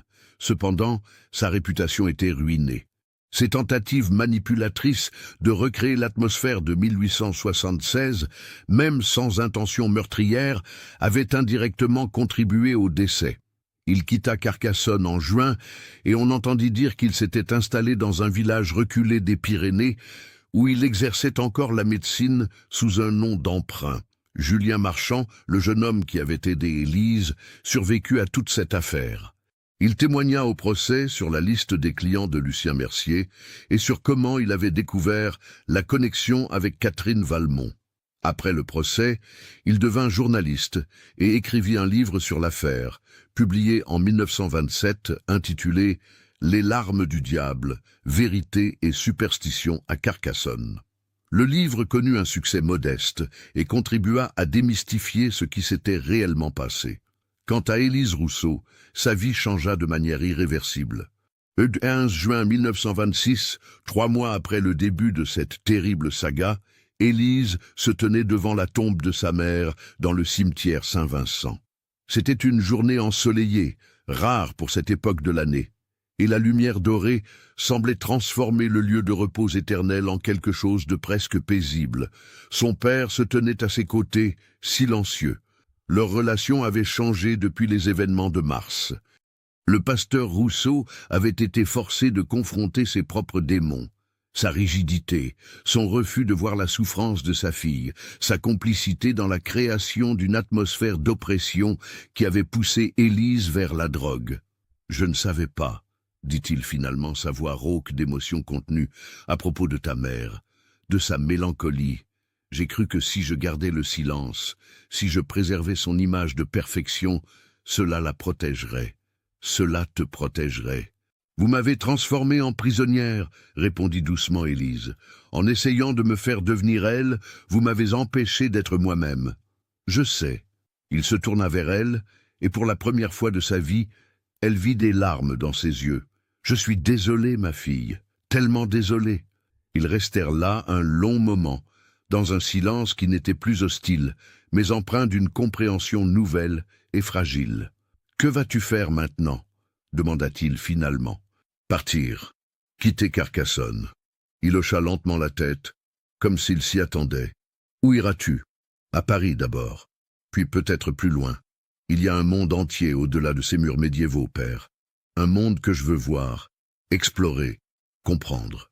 Et moi, vous resterez ici. C'est votre place, c'est votre prison et votre sanctuaire. » Elle posa une main sur son bras. « Mais peut-être que vous pourrez changer, devenir un pasteur qui écoute au lieu de juger, qui console au lieu de condamner. Je vais essayer. » Il couvrit sa main de la sienne. « Je te le promets. » Le dernier jour de juin 1926, Élise Rousseau monta dans le train qui quittait la gare de Carcassonne en direction de Paris. Elle portait une robe simple mais élégante, avait coupé ses cheveux à la mode moderne, et dans sa valise se trouvaient quelques vêtements, quelques livres, et le journal intime de Catherine Valmont, que le docteur Arnaud lui avait confié avant de partir. Alors que le train s'éloignait lentement de la ville, elle regarda par la fenêtre les remparts médiévaux qui avaient été sa prison pendant 22 ans. Dans la lumière du soir, ils semblaient moins menaçants, presque beaux dans leur ancienneté. Elle pensa à tout ce qui s'était passé, Aux morts, Lucien Mercier, Thomas Girard, Sophie Blanchard, Henri Vidal. Aux vies brisées, Arnaud, Marguerite, son père, elle-même. À la folie collective qui avait failli détruire toute une communauté. Mais elle pensa aussi à ce qu'elle avait appris, sur la nature de la peur et de la superstition, sur comment les gens, face à l'incompréhensible, se réfugient dans l'irrationnel, sur comment les secrets du passé peuvent empoisonner le présent, et surtout sur l'importance de chercher la vérité, même quand cette vérité est dérangeante et douloureuse. Dans son sac, caché dans une poche intérieure, se trouvait une petite fiole vide, le dernier vestige du flacon bleu qui avait déclenché toute cette histoire. Elle l'avait gardé non pas pour l'utiliser, mais comme un rappel de ce qu'elle avait surmonté, de la dépendance qu'elle avait vaincue. Le sevrage avait été atroce, des semaines de tremblements, de sueurs froides, de cauchemars terrifiants. Mais elle avait tenu bon, aidée par le docteur Beaumont, un médecin venu de Toulouse pour remplacer Arnaud, et surtout par sa propre volonté de faire. Elle n'avait plus besoin de la drogue pour échapper à sa vie, parce qu'elle ne fuyait plus, elle avançait. À Paris, Élise trouva un petit appartement dans le Marais et prit un emploi comme assistante dans une librairie spécialisée en livres anciens. Elle s'inscrivit à des cours du soir à la Sorbonne, étudiant l'histoire et la philosophie. Elle se fit de nouveaux amis, des artistes, des écrivains, des intellectuels qui discutaient de Marx et de Freud dans les cafés enfumés de Saint-Germain-des-Prés. Elle commença à écrire. D'abord des notes personnelles, puis des articles pour de petits journaux, et finalement un livre. Pas sur les événements de Carcassonne, elle n'était pas encore prête pour cela, mais sur les femmes accusées de sorcellerie au cours de l'histoire. Sur Catherine Valmont et d'autres comme elle, victimes de la peur et de l'ignorance. Le livre fut publié en 1929 sous le pseudonyme de Valmont, un hommage à la femme dont la tragédie avait changé sa vie. Il connut un succès modeste mais significatif et établit Élise comme une voix importante dans les cercles féministes et progressistes de l'époque. Elle ne retourna jamais à Carcassonne, mais elle écrivit régulièrement à son père, et leur correspondance devint au fil des années un pont de compréhension et de réconciliation.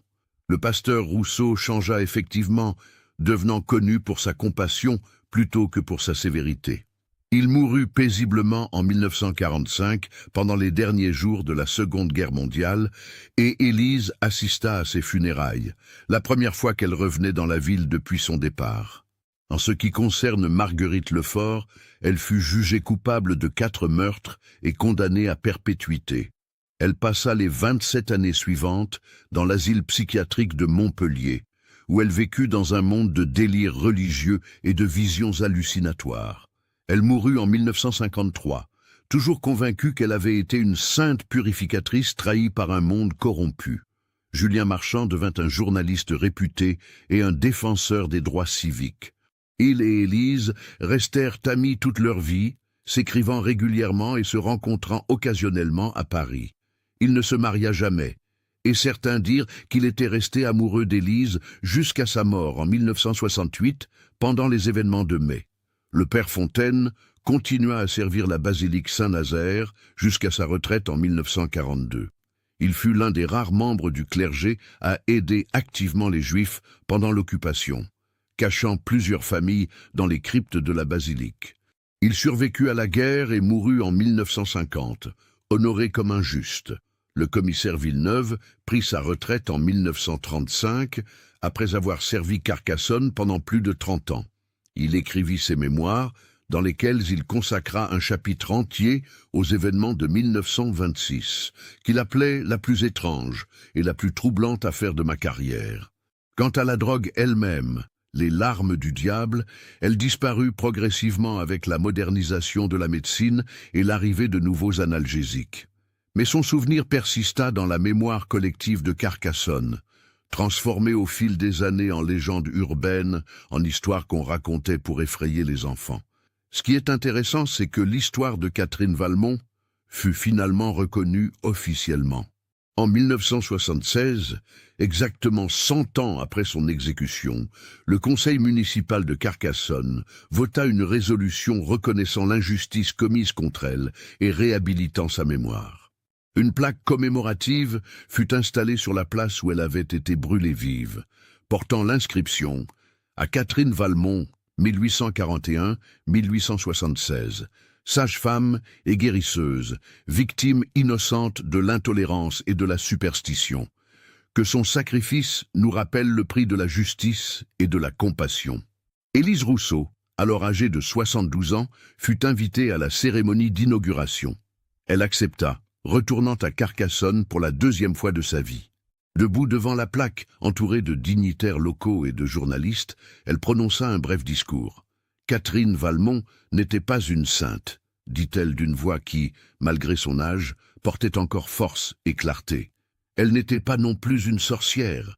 Elle était simplement une femme qui essayait d'aider les autres avec les connaissances qu'elle possédait. Sa tragédie n'était pas unique. À travers l'histoire, d'innombrables femmes comme elle ont été persécutées, tuées, effacées simplement parce qu'elles défiaient les normes établies ou dérangèrent les puissants. Elle fit une pause, regardant les visages attentifs autour d'elle. Ce que nous commémorons aujourd'hui n'est pas seulement la mémoire d'une femme morte, il y a 100 ans.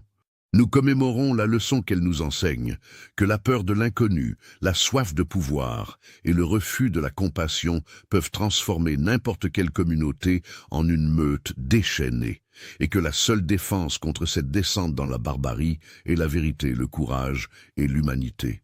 N'oubliez jamais Catherine Valmont, mais surtout, n'oubliez jamais les leçons de son histoire, car elles sont aussi pertinentes aujourd'hui qu'elles l'étaient il y a un siècle. Les applaudissements qui suivirent furent longs et chaleureux. Élise resta un moment devant la plaque, posant sa main sur le bronze frais. Elle pensa à tout ce qui avait commencé 50 ans plus tôt, à cette matinée brumeuse de mars 1926, quand elle avait été photographiée devant l'autel de la basilique, un flacon bleu caché dans sa poche, tant de vies changées, tant de souffrances, tant de leçons apprises au prix du sang et des larmes.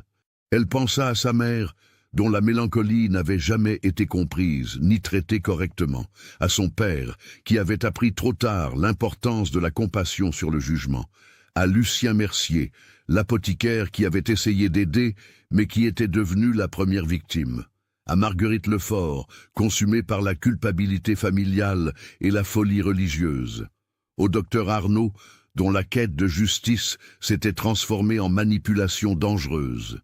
Et elle pensa à elle-même, à la jeune fille qu'elle avait été, désespérée et perdue, cherchant l'oubli dans une drogue dangereuse. Elle était tellement différente maintenant. La vie l'avait façonnée, durcie, mais aussi adoucie. Elle avait connu l'amour, bien que bref, l'amitié, le succès professionnel et surtout la liberté. Élise Rousseau vécut jusqu'à l'âge vénérable de 89 ans. Elle mourut paisiblement dans son sommeil à Paris en 1993, entourée d'amis et de ses nombreux enfants spirituels, les jeunes écrivains et activistes qu'elle avait mentorés au fil des décennies. Dans son testament, elle légua tous ses biens à une fondation qu'elle avait créée pour aider les femmes victimes d'abus et de violences. Elle légua aussi le journal intime de Catherine Valmont aux archives municipales de Carcassonne, avec instruction qu'il soit accessible au public. Ces derniers mots, selon ceux qui étaient présents, furent « J'ai vu les larmes du diable et j'ai survécu pour raconter l'histoire. Maintenant, je peux enfin me reposer. » Aujourd'hui, en 2026, exactement 100 ans après les événements de mars 1926, l'histoire d'Élise Rousseau et des larmes du diable est devenue une partie intégrante de l'histoire de Carcassonne. Des étudiants en histoire écrivent des thèses sur l'affaire.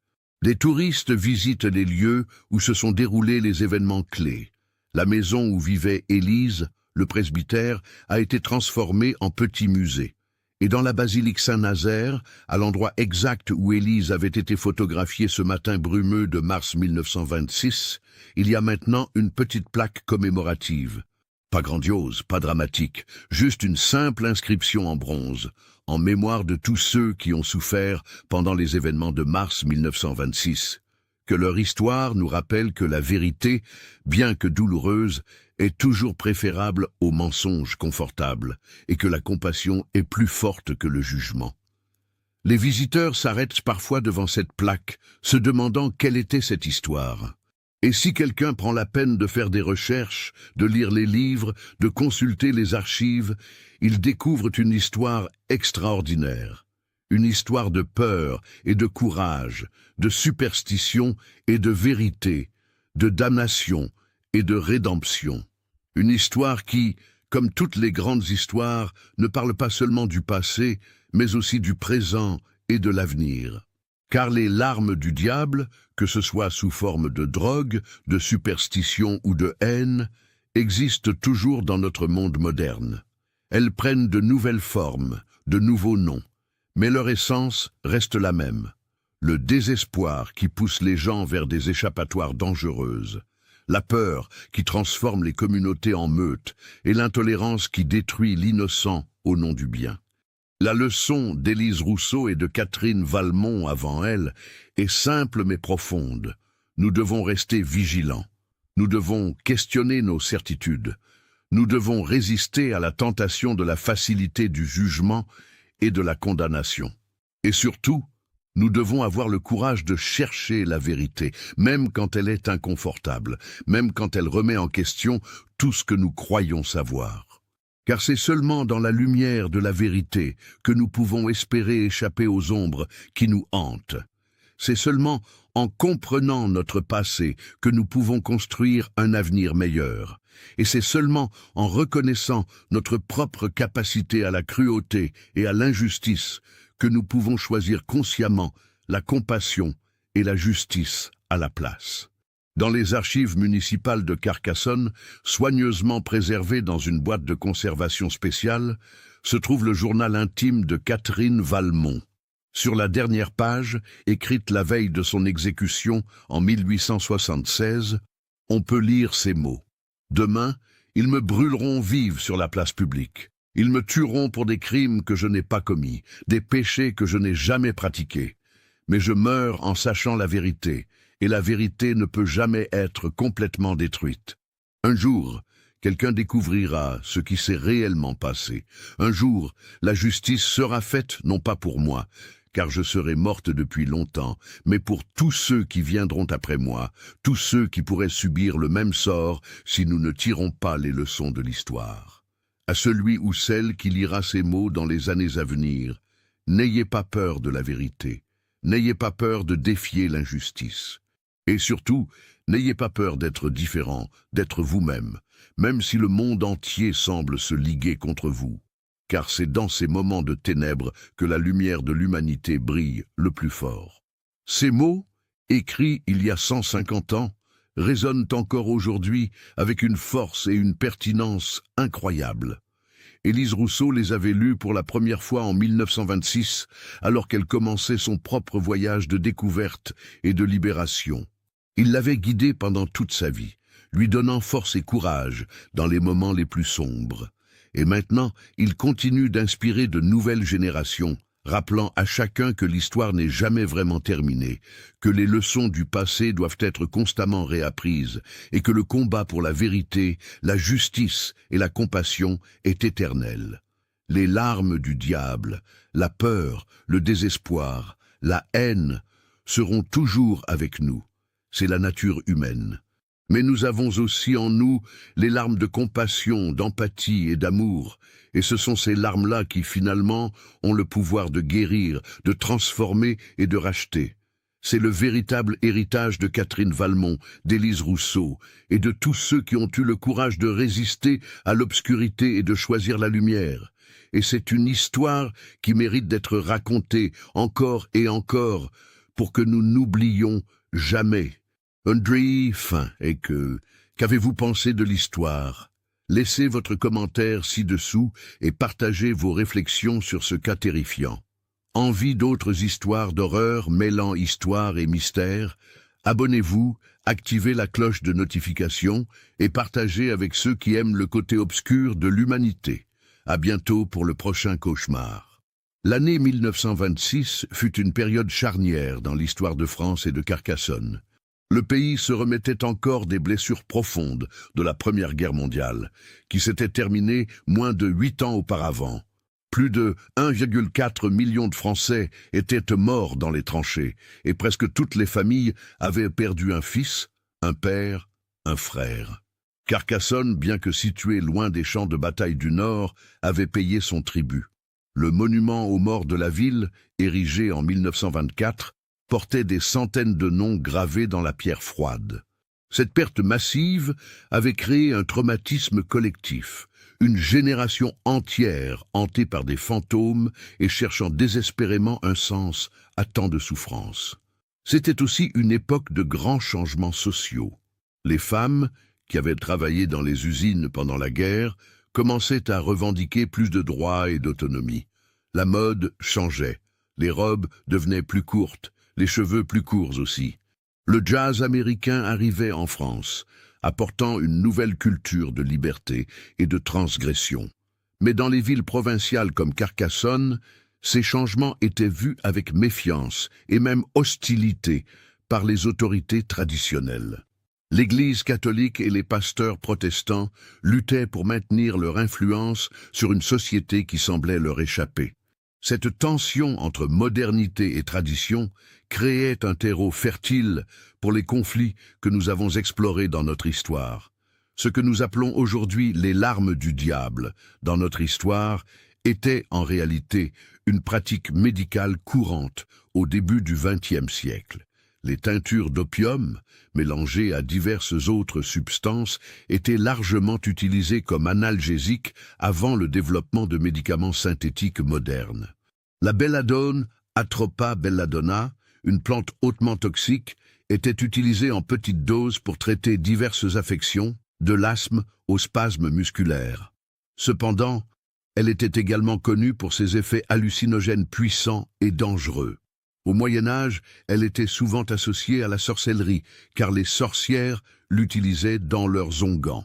La jusquiame noire, Iosciamus niger, une autre plante mentionnée dans notre histoire, était également utilisée médicalement, mais connue pour ses propriétés psychoactives. Les utilisateurs rapportaient des visions, des sensations de vol et d'autres expériences hallucinatoires. Ces substances n'étaient pas illégales en 1926. La première convention internationale sur les stupéfiants n'aurait lieu qu'en 1961. En France, bien que l'opium fût réglementé depuis 1916, de nombreux apothicaires et médecins continuaient à prescrire et à préparer des mélanges contenant ces substances, parfois avec des conséquences tragiques.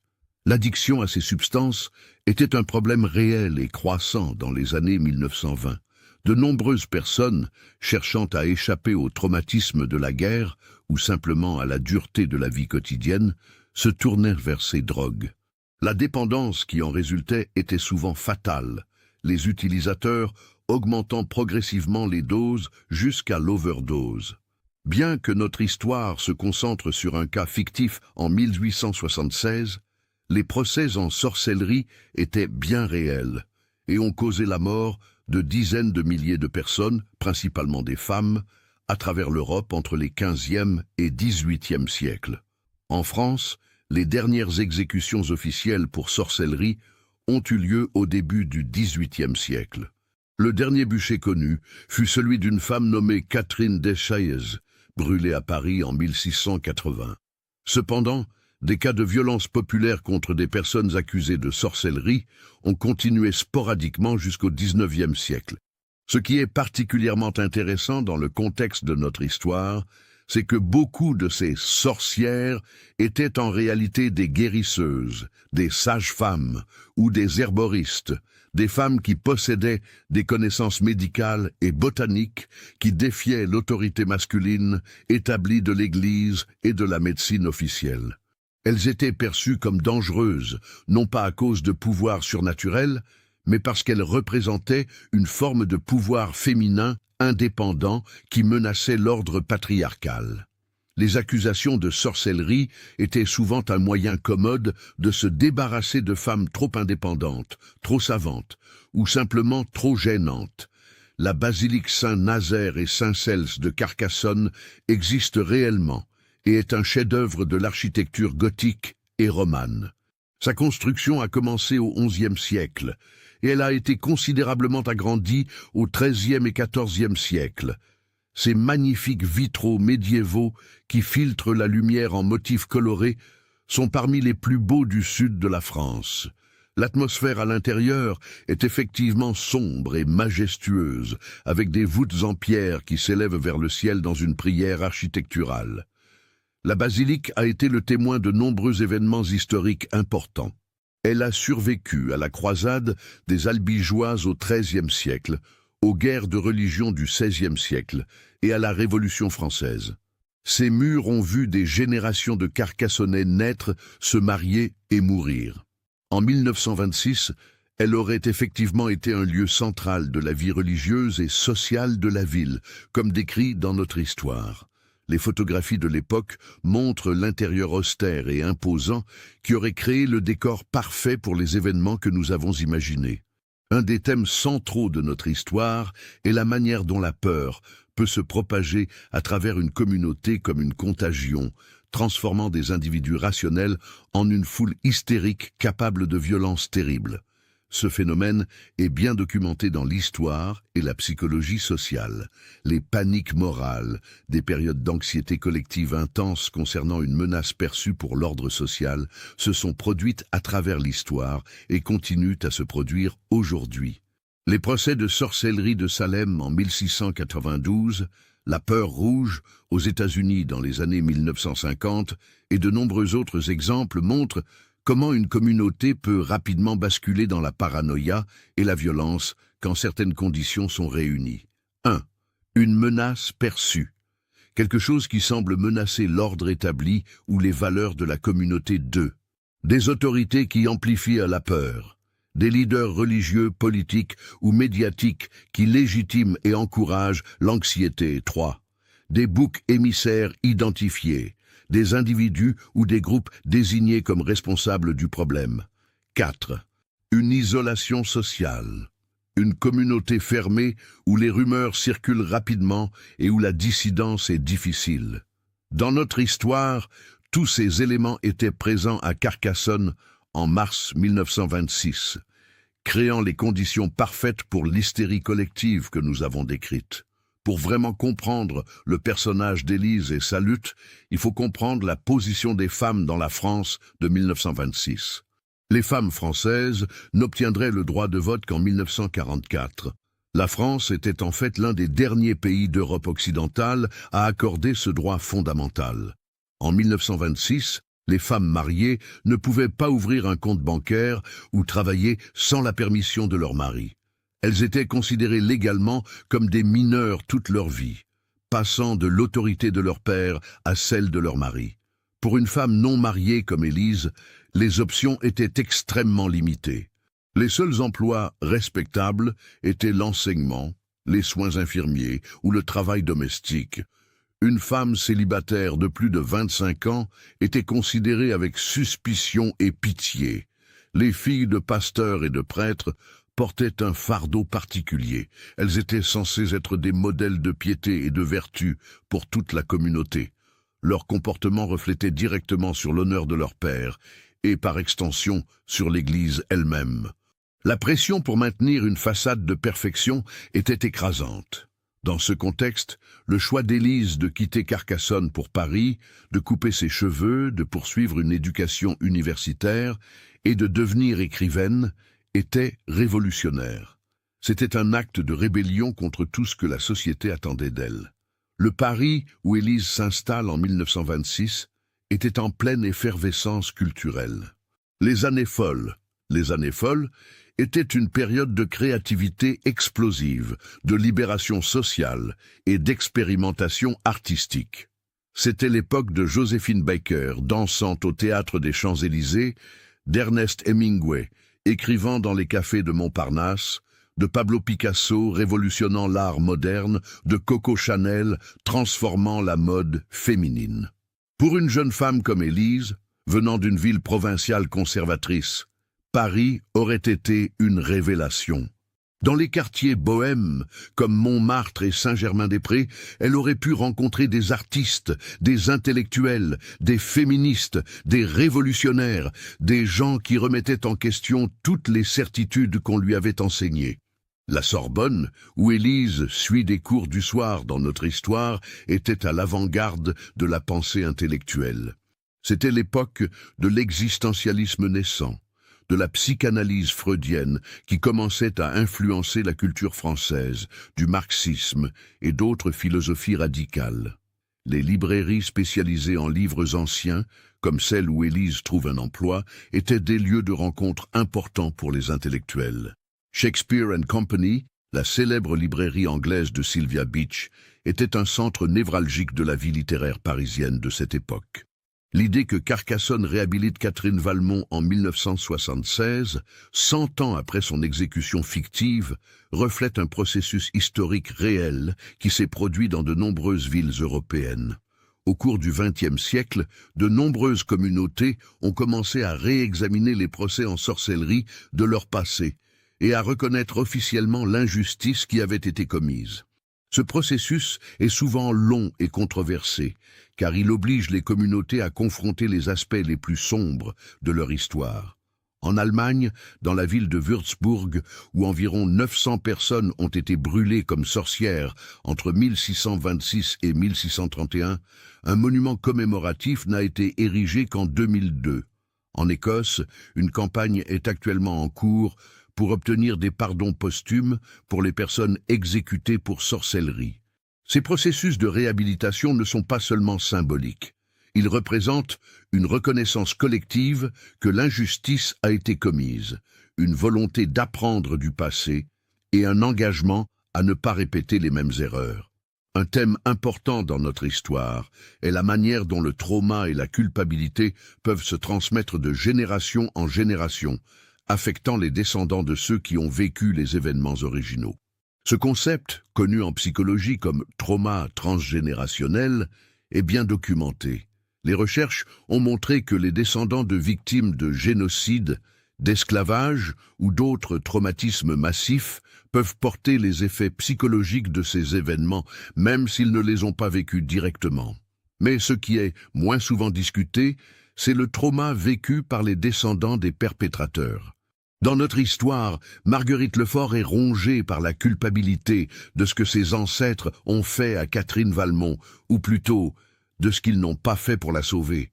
Ce type de culpabilité héritée peut être tout aussi destructeur que le trauma hérité. Elle peut se manifester de différentes manières, déni, projection de la culpabilité sur d'autres, ou, comme dans le cas de Marguerite, une tentative tordue de réparer l'injustice passée en commettant de nouvelles injustices. Au cœur de notre histoire se trouve un conflit fondamental qui continue de façonner notre monde aujourd'hui. La tension entre la modernité et la tradition, entre le progrès et la conservation, entre la liberté individuelle et l'ordre social. Élise représente la modernité, le questionnement des autorités établies, la recherche de vérité personnelle, le désir de liberté et d'autonomie. Son père et les autres figures d'autorité représentent la tradition, l'ordre, la hiérarchie, la conformité aux normes établies. Ce conflit n'est pas unique à 1926, ni même au XXe siècle. C'est une tension qui traverse toute l'histoire humaine. Chaque génération doit négocier à nouveau l'équilibre entre préserver ce qui était précieux dans le passé et être ouvert aux nouvelles possibilités de l'avenir.